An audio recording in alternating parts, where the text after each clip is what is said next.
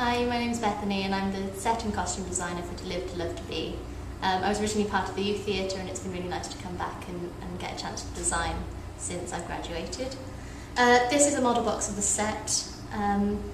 Phil requested that he had a 5 metre to 6 metre table, and I happened to have designed a show where we had a revolve that was 5 metres. So now we have a revolving 5 metre table. And because it's based on the life of Shakespeare and his works, we've made it into a slight playhouse type feel, which is made out of the gauze, and elements of magicalness comes through there. The shelves have got all props on, that some of which are used within the show, and we are experimenting with how many chairs we have. We probably won't have these many chairs. But yeah, it's looking really interesting. The set's coming along. We're just finishing the revolve table now, which is very nice. So people are frantically working in the studio. But yeah, it's all coming together. We've got lights, sound, and the actors coming in this evening. These are some of the costumes we have.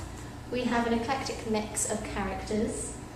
The idea is that these people have come together they come together once a month and they have seances with famous figures from the past.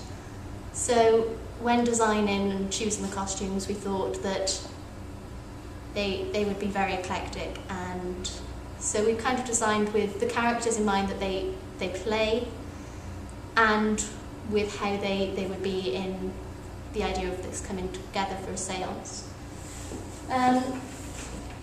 The characters take on some of the roles from Shakespeare. So we've got a Lady Macbeth here, and we thought that the characters they inhabit when they're in this seance should be reflected. So yes, we've got quite an eclectic collection, all as if they're coming together for a type of dinner party. So yeah, it's all coming together. We're looking forward to it. We've got somebody coming in to do hair and makeup, which will be nice. And yeah, it's just exciting to get things underway now and see how it all comes together.